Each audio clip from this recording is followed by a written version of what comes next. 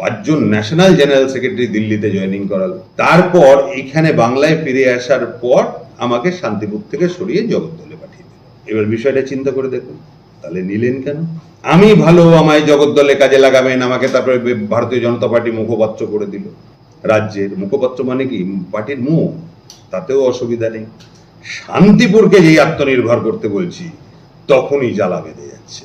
এইবার এই জায়গা থেকে দাঁড়িয়ে আমি এইখানে ব্যক্তিগত উদ্যোগ মানে কি, এই যে দেখছেন পেছনে grace global repository for ancient cultural endeavours, একটা ইন্টারন্যাশনাল সংস্থা, তার হেডকোয়ার্টার শান্তিপুরে করলাম। কেন?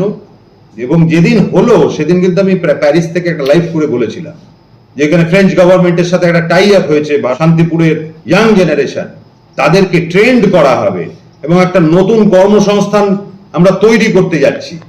ট্রেন্ড কর্মসংস্থান, ফ্রান্সে ট্রেনিং হবে 3 মাস ফ্রি অফ কস্ট শান্তিপুরের ছেলেদের, যাদের গ্রেস সিলেক্ট করবে বলেছিলাম, মনে আছে? আমি সেই কাজে ব্রতী হয়েছি। শ্রী কৃত্তিবাস রাম মন্দির ট্রাস্ট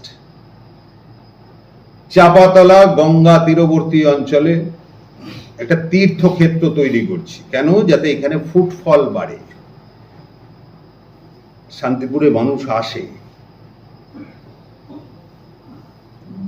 200-400 না, হাজারে হাজারে। তার জন্য সারা ভারতবর্ষে এই রাম মন্দিরের ব্যানার লেগেছিল। যারা বাইরে বাইরে দেখেছেন, অনেকে দেখে আমাকে বলেছেন, সিআর পার্কে লাগা রয়েছে, বোম্বেতে লেগে রয়েছে, জাওরি বাজারে লেগে রয়েছে। কেন করেছিলাম? ব্যাঙ্গালোর, হায়দ্রাবাদ, রাঁচি, পাটনা, গৌহাটি, হায়দ্রাবাদ, সব জায়গায় আমাদের শ্রী কৃত্তিবাস রাম মন্দিরের ব্যানার। কারণ আমি জানতাম এটার প্রচারটা থামাবে, আর আমার কাজ এটার প্রচার তুলে ধরা শান্তিপুরে। শান্তিপুরের মাটিতে গড়ে উঠুক বাঙালির ঐতিহ্য। এই ছিল প্রজেক্ট। এতদিন ধরে এইভাবেই চালাচ্ছিলাম, এবং কোনো রাজনৈতিক ব্যানার তলায় না। আমাকে কিন্তু কোনো রাজনৈতিক পতাকা নিয়ে শান্তিপুরে দেখেননি, কারণ আমার একটাই কথা ছিল, আমি শান্তিপুরে রাজনীতি করি না। আমার রাজনীতি করার জায়গাটা অনেকটা বৃহত্তর ছিল। আমি সেও ছেড়ে দিলাম শান্তিপুরের জনগণের জন্য। কারণ এই পাবলিককে দীর্ঘদিন ধরে শান্তিপুরের মানুষকে ডিপ্রাইভ করা হয়েছে, তাদের বিরুদ্ধে একটা ষড়যন্ত্র হয়েছে, এবং সেই ষড়যন্ত্রে শান্তিপুরেরই কিছু লোককে নিয়ে তাদেরকে টাকা পয়সা দিয়ে পেড এমপ্লয়ি বানিয়ে কিছু পলিটিক্যাল পার্টি, তারা নিজেদের বার্তা শান্তিপুরের মানুষের ভেতরে পৌঁছে শান্তিপুরের মানুষকে বিভ্রান্ত করে ভোট বৈতরণী বারবার পার হয়ে চলে যায়। আর তারপর শান্তিপুর কি পায়? যেখানে ছিল সেখান থেকে আর একটু পিছিয়ে গিয়ে বলে, লাইনে এসে দাঁড়াও, অমুক ভাতা তমুক ভাতা, লাইনে দাঁড়ানো ছাড়া আর ওই ভাতার ফর্ম ফিল আপ করা ছাড়া তোমাদের কাছে আর কোনো উপায় না থাকে, সেই জায়গায় তোমাদের নিয়ে গিয়ে দাঁড় করে দিচ্ছে। আজকে সেইখানে দাঁড়িয়ে কোথাও মানুষের হয়তো মনে হয়েছে, যখন ওই পলিটিক্যাল পার্টিগুলোর টিকিট ফিকিট যখন হলো না, দেখছে তো অনেকে যে আমি তো রাজনীতি করছি না, তো সেই আবেগে হয়তো দেয়াল টেয়াল লিখেছে, অরিন্দম ভট্টাচার্যকে প্রার্থী চাই। আমি দেখেছি তো, সকালে উঠেই শরীরটা একটু খারাপ ছিল, কালকে ওই যজ্ঞ ভোগ একদম চরম কনজেশন হয়ে গেছিল, উঠেই তো দেখলাম ভিডিও, দেয়াল লেখা চলছে। তারা চাইছে হয়তো, কিন্তু এবার বিষয়টা একটু আলাদা। দেখুন, আমি ব্যক্তিগত অরিন্দম ভট্টাচার্য শান্তিপুরের স্বার্থে রাজনীতি ছেড়ে দিল কিংবা রাজনীতির থেকে দূরে সরে রইল, আপামর শান্তিপুরের জনসাধারণকে একসাথে এক চোখে দেখে তাদের ডেভেলপমেন্টের জন্য কাজ করলে, যেটা তার নিজের মনে হয় সেটা করতেই পারে। ভোটের বিষয়টা যেটা আপনারা বলছেন, দেয়াল লেখা হয়েছে, আপনি প্রার্থী, আপনি নিজেই প্রার্থী হয়ে গেলেন, না, প্রার্থী নিজে নিজে হয় না।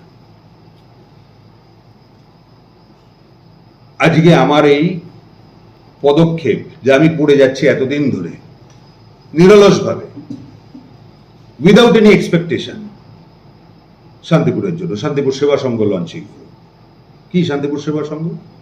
শান্তিপুর সেবা সংঘ শান্তিপুরের আপামর জনসাধারণের জন্য একটা মুক্ত প্ল্যাটফর্ম, যেখানে দাঁড়িয়ে সেবা সংস্কার শান্তিপুর, যার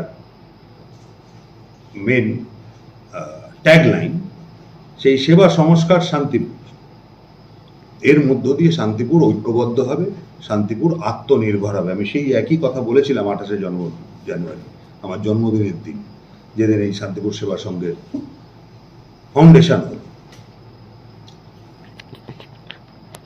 ঐক্যবদ্ধ হতে হবে শান্তিপুরকে। এবং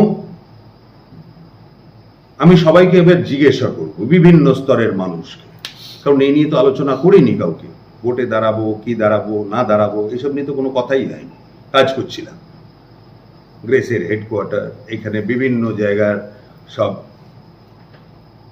নথি নেওয়া, গ্রেসের, রাশের, এইবার ডিজিটাইজেশন, যেটা বিভিন্ন জায়গায় বিদেশে, লন্ডনে ক্রিস্টির সাথে কথা হয়েছে, ফ্রান্সে লিওন বলে একটি জায়গা আছে যেটা সিনেমার মানে হাব বলা হয়, সেইখানে ডকুমেন্টারি ব্রডকাস্ট করা হবে।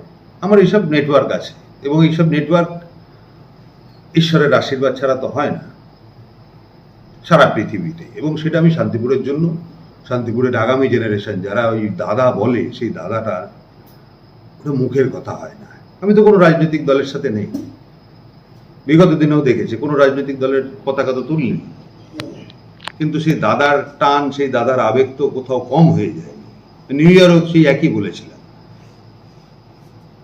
যে একটা মানুষ তার জীবনে যদি সাধারণ মানুষের ভালোবাসা, তাদের আস্থা বিশ্বাস অর্জন করতে পারে, এর থেকে বড় আর কি পাওনা হতে পারে। তার জন্য যদি প্রাণ দিয়ে দেওয়া উচিত আমার মনে হয়। মরতে তো সবার একদিন হবে। তো আজকে এমন একটা জায়গায় এসে দাঁড়িয়েছে যে কোথাও আমার মনে হয় শান্তিপুরের এই দীর্ঘদিনের বঞ্চনা, শান্তিপুরের উপরে এই দীর্ঘদিনের এই চাপিয়ে দেওয়ার একটা পলিটিক্যাল পার্টিদের খেলা, আজকে আমার মনে হয় যে শান্তিপুর কোথাও একটা নিজের কণ্ঠস্বর সারা বাংলাকে এবং সারা বিশ্বকে শোনানোর একটা সুযোগ পেয়েছে। এবং সেই সুযোগে যদি আমাকে বলে সবাই, বিভিন্ন স্তরের মানুষের সাথে আজকে থেকে শুরু করছি, জিজ্ঞেস করব চাপিয়ে দেওয়ার রাজনীতি না, কারণ চাপিয়ে তো রাজনৈতিক দলরা দিচ্ছে, তা আমিও যদি চাপিয়ে দিই তাহলে কি করে হবে? সেটা তো ঠিক ওই লাইনেই চলা হয়ে গেল। কিন্তু শান্তিপুরের মানুষ যদি তারা আত্মনির্ভর হতে চায়, কারণ আত্মনির্ভর হওয়া ছাড়া আর কোনো দ্বিতীয় জায়গা নেই। নিজের মান সম্মান নিজের রক্ষা করতে হয়, কেউ আপনাকে সম্মান দেবে না। তো সেই সম্মানের জায়গায় যদি শান্তিপুরের মানুষ যাওয়ার জন্য তৈরি হয়, যদি নিজের পায়ে দাঁড়ানোর জন্য শান্তিপুরের মানুষ তৈরি হয়, আমি তৈরি আছি সেই লড়াইয়ের নেতৃত্ব দিতে। আমি এইটুকু আপনাদের বলতে পারি আজকে এই মুহূর্তে। এবার সর্বশ্রেণীর মানুষের কাছে আমি এই মতামতটা চাইব যে আপনারা যা বলবেন তাই করুন। আমার দেখুন ওই এমএলএ হলাম কি না হলাম তাতে কিচ্ছু যায় আসে না, তাতে দায়িত্ব বাড়ে। এখন যেরকম ফ্রিলি আমার যেটা ইচ্ছা হচ্ছে সেরকম ভাবে করছি, বিগত 2 বছর ধরে দেখতেই পাচ্ছেন। কিন্তু এমএলএটা হয়ে গেলে তখন না ব্যাপারটা অন্যরকম হয়ে যায়, একটা চরম চাপ চলে আসে। তো সেইটা হওয়া, এবং আমি ওই লুট চুরি ছাঁচের আমি তো করি না, সেটা সবাই জানে, যে ওর জন্য যে এমএলএ হতে হবে সেটার দরকার নেই। হ্যাঁ, একটা প্রশাসনিক ক্ষমতা হলে এই সব প্রজেক্টগুলো বাস্তবায়িত করতে একটু সুবিধা হয়, কিন্তু তার জন্য চাপটাও নিতে তৈরি আছি।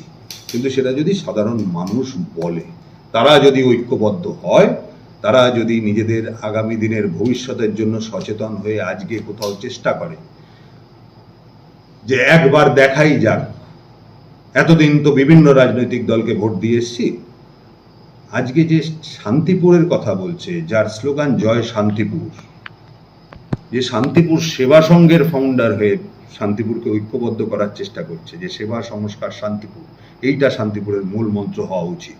এই শান্তিপুর সারা বাংলাকে বিগত দিনে আপ্যায়ন করে গেছে, আজকে সেই শান্তিপুরের হাত পেতে লাইনে দাঁড়াতে বাধ্য করে দেওয়া হয়েছে শান্তিপুরকে। সেইখান থেকে ঘুরে দাঁড়াতে যদি শান্তিপুর চায় ঐক্যবদ্ধতার মধ্য দিয়ে, সেই লড়াইয়ের নেতৃত্ব আমি দিতে পারি। এবং আমি লড়াই দিলে কি হয় সেটা বিগত দিনেও শান্তিপুর দেখেছে, সারা বাংলা দেখেছে, প্রত্যেকটি দল, রাজনৈতিক দল জানে।